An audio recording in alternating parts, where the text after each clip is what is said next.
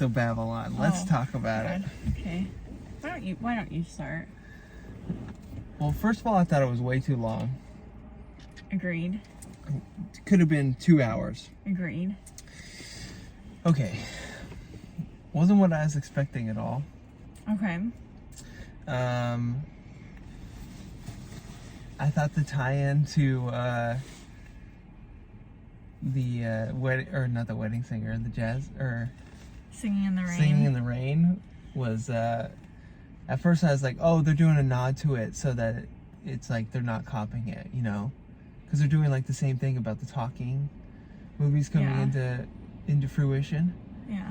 So it's like, oh, they do a little nod to it because they know they're like doing the same movie, same idea. Yeah. But then it just, that whole thing about it, like they made the movie that inspired Singing in the Rain. That was weird. Agreed. Okay. I want to hear what you have to say. Okay. Singing in the Rain is my desert island movie. Yeah. It's my favorite movie. Uh-huh. So I have a lot to say. But like, it's hard to articulate thoughts right after seeing a film. So I'm all over the place. But like, I thought that this movie relied way too heavily on shock value. There wasn't enough substance in the characters. I really could care less what happened to the characters throughout the film. What do we even watch? I have no idea what I watched. It was this really stereotype, typical rise to the top and crash and burn to the bottom. Yeah. And then finding a middle ground mediocre for like our Manny character, the most predictable standard plot you could think of.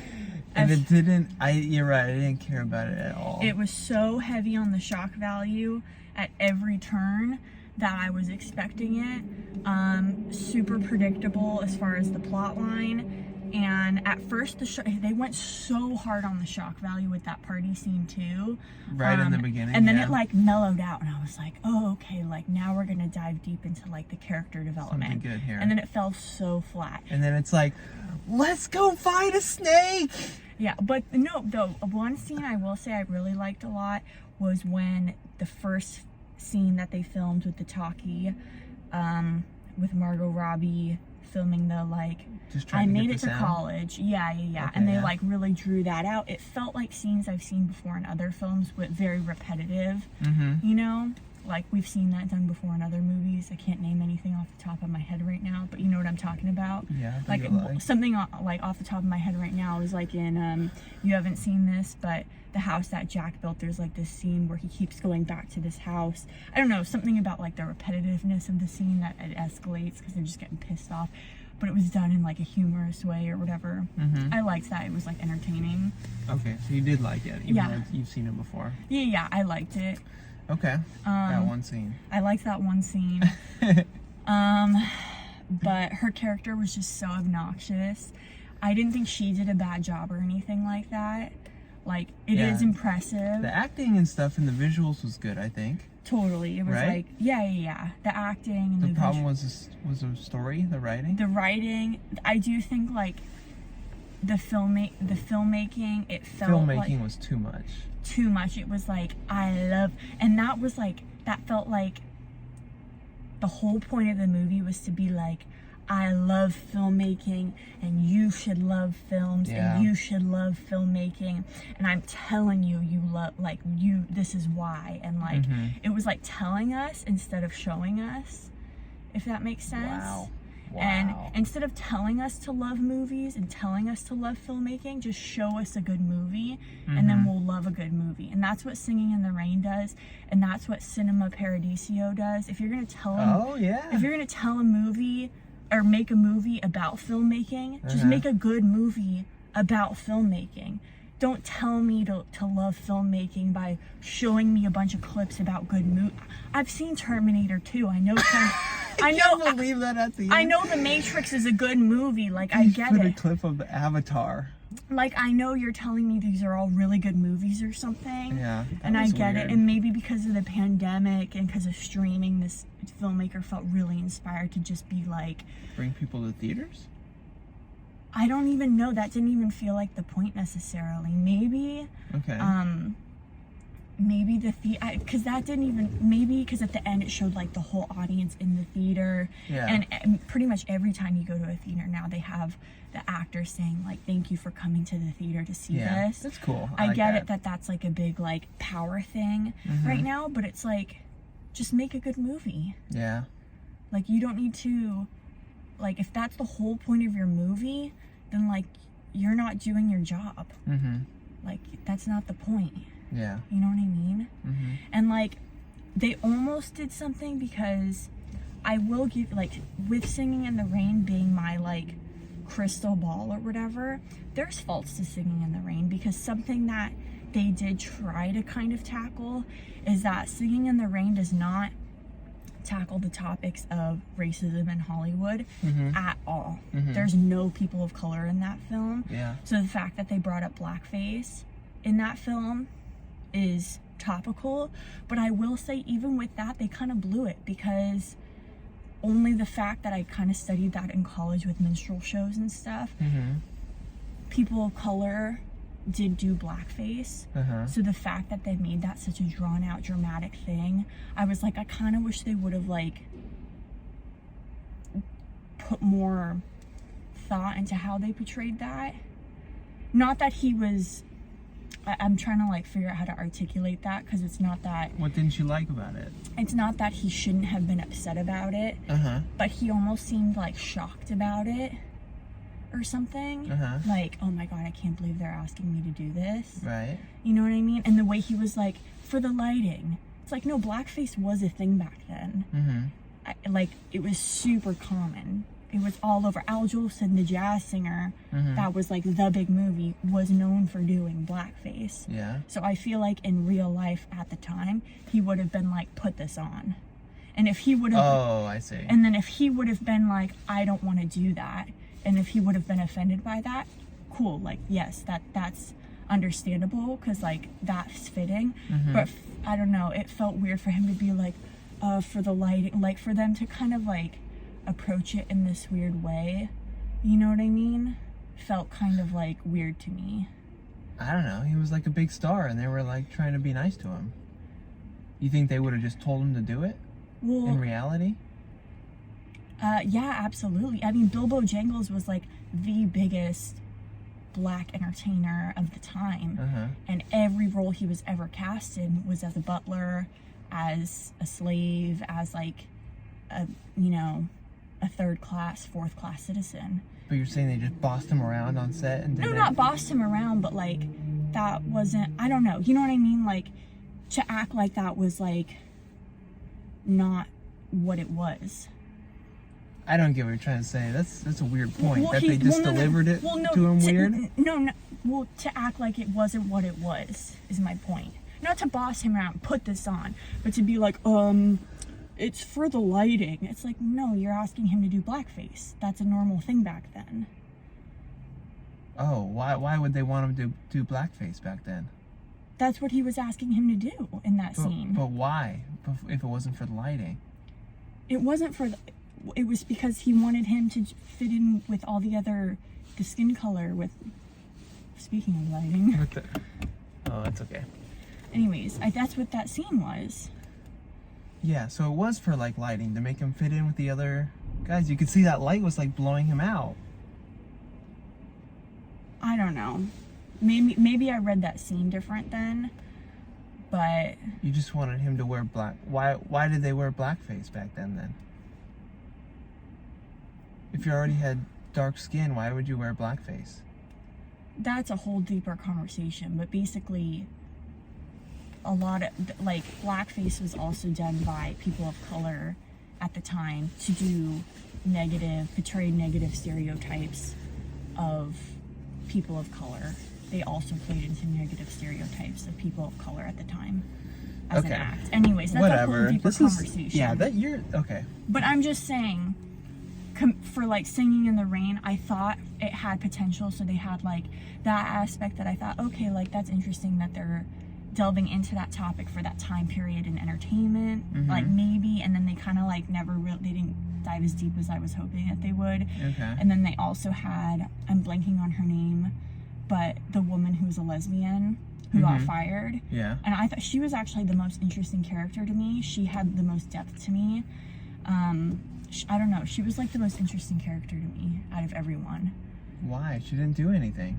I mean, yeah, because she showed like empathy and sympathy towards people. Mm-hmm. She had kind of like a humor about her and was like kind. Mm-hmm. And yeah, I don't know, maybe because of the empathy about her to Brad Pitt and his friend. Like, he was like, hey, she kind of had a wit about her when she was talking with Brad Pitt. I guess, but we still don't know anything about her. She's the same as all the other characters. Well, you saw her and her family at the beginning, and she was helping out her dad, and you saw her and her mom at the beginning. You were like the only one, it was only like a breath of context, but you saw her with her family, and then you saw her have like actual conversations with people, and then you saw her have like a romantic interest in Margot Robbie. Yeah. And then I liked when the whole snake thing happened. She was just like, you guys are idiots. And then she just like took hold of the situation.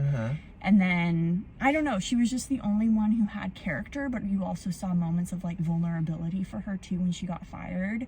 And then at the end, it wasn't like a typical narrative arc of just like, she rose to fame and then got fired and then came back. It was just kind of like, she just felt like a normal person who, at the end, it was just kind of like, I think she'll be okay. She's going to figure it out. What did she even do? What was her job? I think she just worked in entertainment, and she seemed like an entertainer. Okay. Like maybe vaudeville type of thing. Like, she was an entertainer at parties and stuff like that. Okay. So, I don't know. She seemed like she made me want more. Like, I was curious about her. Okay. Yeah, I don't care about her, really. Okay. Yeah, the whole movie just felt really long and kind of just like, I was like, where are we going? Like, it felt like I was like just being dragged along. Like, it wasn't like a fun ride. But I don't know. The visuals were kind of fun and stuff sometimes, but it was also, I feel like it's just too much. And that thing where we like looked at each other, like right when Brad Pitt was walking up those stairs, and we're like, he's gonna kill himself. Yeah. Yeah. Yeah. Everyone ends up dying. Yeah. And it was just like, I can't believe they had him go see Singing in the Rain. I'm like, are you kidding me? That was so dumb. That was a really long scene of him just watching that. It was really drawn out. It was one thing to have them make like 5 references of it, because it was like the "Oh Pierre," and then it was the "I love you, I love you," and then it was in general his whole thing. Brad Pitt's whole character arc was pretty much Gene Kelly's character in that movie, except without the comeback. And then Margot Robbie's was pretty much like the distressed, addicted version of like the Debbie Reynolds, like, not really, I don't know, kind of a bad comparison, but there was just like, and then the whole talkie thing and the jazz singer reference, you could just, the parallels were all there. Yeah, well, that's why they essentially called it out by having him watch that movie. I know, it's just like, don't call it out, just let it be. No, I think it was better that they called it out, because they basically did the same thing in a modern version. Because everyone would have just called it a remake of Singing in the Rain. I think it was better that they called it out, but I thought it was lame. No. I don't know. I don't know. I feel like he could have just seen a different movie, maybe. or made less references to Singing in the Rain. Yeah, I think they just didn't have to do all that. Yeah, and it's weird too, because I did see some like Instagram reels or whatever of must have been some premiere interviews, like carpet quick questions, like, what's your favorite golden age Hollywood films? And most of all of their answers is Singing in the Rain. And it's like, well, obviously, because I'm sure it was shoved down their throat during the filming of this. Yeah, like, that's what was on their mind. That's on their mind right now. Yeah. Well, I wasn't expecting that much of like a, like, geez. When that movie first opened, I wasn't expecting there to be so many like F-bombs and boobies, and there was a wiener in there I saw. Wasn't expecting any of that. And it did nothing for the plot. Yeah, it felt like those scenes in Westworld where it's just like a big orgy just for something to look at. Yeah, I guess. I don't know. I don't know. It's just showing that, to me, I did like a little bit. It showed like a little bit of a grittier side of Hollywood back then. I guess I feel like reality was like in between Yeah. Singing in the Rain and that. Yeah. I get you. Like that guy. The movie opens up with the elephant shitting all over that I'm guy. just like, okay, yeah. That happened. I didn't know. I was like, wow. I wasn't expecting that. Where are we going? But it didn't. It was just more of it. You know what I mean? Yeah, and then the whole like Well, three layers of hell at the end. Like, what the hell is this? Wait, what? With Tobey Maguire and that whole like dungeon Oh, thing. yeah. I was just like, That was so. That doesn't happen. I was like, this is happen, right? unnecessary. Like, I was like, this is unnecessary. that was so much. Yeah. I was like, what's the point of this? Mm-hmm. I was like, I get it. I understand that they need to get him to figure out that it's fake money for this to be, but I was just like, Yeah. they're just wanting us to be like, More shock stuff, huh? yeah. How did you like Tobey Maguire when he looked like Spider-Man when he was on the Venom thing? What do you With like the mean? dark circles under his eyes in Spider-Man Oh, I guess. 3, I I don't- guess. I don't remember him looking like that, He looked just like Spider-Man. but yeah, I don't know. He was fine. It was like funny. It was entertaining. Yeah. Yeah, I don't know. Well. Yeah. The I didn't ending just love it. really like pissed me off.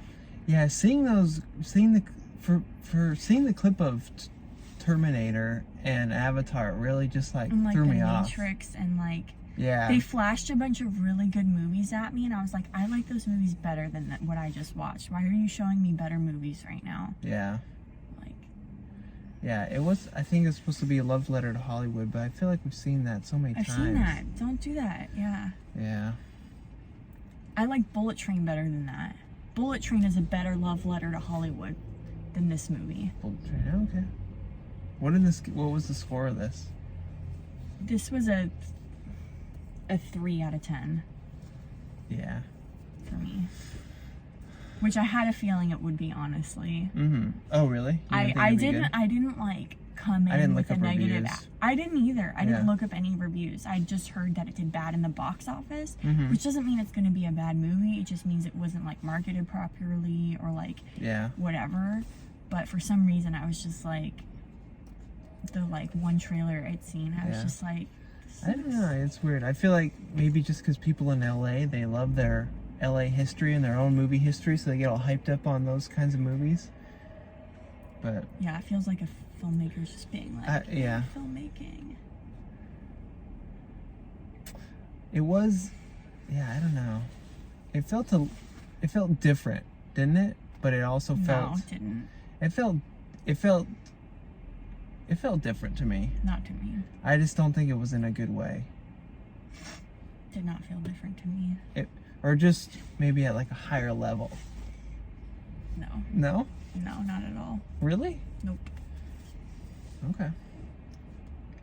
You feel like it was just the jazz, or just I keep saying the jazz singer. It was just Like the filmmaking style, I feel Singing like in the I've Rain seen it again? before. yeah. Like I even like thought all the that too, drug actually. scenes with the handheld, like Boogie Night style Yeah. drug scenes. And the quick like backs and forths, you know what I mean, between Yeah. characters. Yeah. I don't know. I feel like I've seen it before, and I don't know. Getting tired of it. Like it was good, but the plot was just did so nothing for me that Mm-hmm. it didn't really matter how Yep. good the filmmaking was.